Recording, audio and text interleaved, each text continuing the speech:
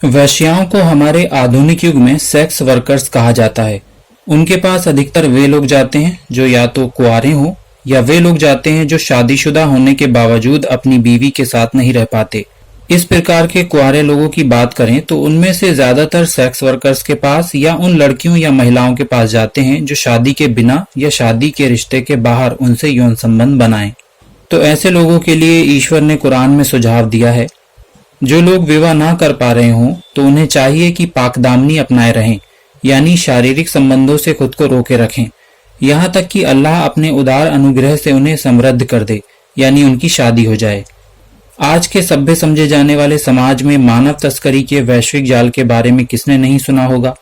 क्योंकि आज भी बहुत सारे स्त्री पुरुष इनका शिकार हैं, या यूं कहिए कि एक गुलाम जैसा जीवन व्यतीत कर रहे हैं, और किसी को आजाद करना या कराना बहुत बड़ा पुण्य का काम है।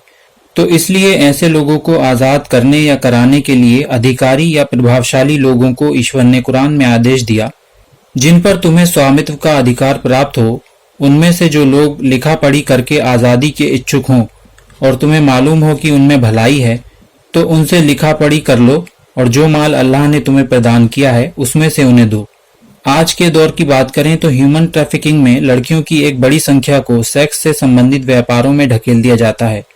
इस व्यापार के व्यापारियों से ईश्वर कहता है, दुनिया की अस्थायी माल दौलत के लालच में उन लड़कियों को वैश्यावृत्ति के लिए बाध्य न करो जो तुम्हारे कब्जे में हैं, जबकि वे पाकदामन रहना चाहती हों। जो लड़कियां इस गोरख धंधे में ना चाहते हुए भी फंस जाती हैं, उनकी मनोदशा के बारे में अक्सर लोग नहीं जानते। इन लड़कियों की एक बड़ी संख्या देर सवेर आत्महत्या करती है। जीवन से निराशा यानी जीते जी मर जाना एक बड़ी संख्या की पहचान बन जाती है। एक बड़ी संख्या एक बार अपमानित होने के बाद इसको अपना भाग्य मानकर पल पल मरती है, इत्यादि। इस घनघोर अंधेरे में भी ईश्वर इन अबला नारियों को ढाढ़स बंधाते हुए कहता है, लाचार कर दिए जाने के बाद भी निश्चय ही अल्लाह उन मजबूर लड़कियों के लिए अत्यंत क्षमाशील दयावान है। यानी एक तरफ प्रभावशाली लोग उनकी आजादी के लिए कमर कस लें और दूसरी तरफ ये लड़कियां एक बार फिर से नई जिंदगी शुरू करने की आशा जगाए रखें।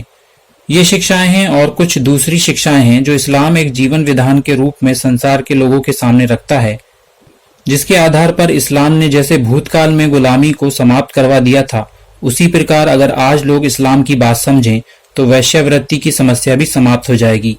यानी इस्लाम खतरा है उन लोगों के लिए जो दुनिया की इस सबसे बड़ी इंडस्ट्री से दौलत कमाने के चक्कर में असंख्य जीवन बर्बाद करते हैं। धन्यवाद।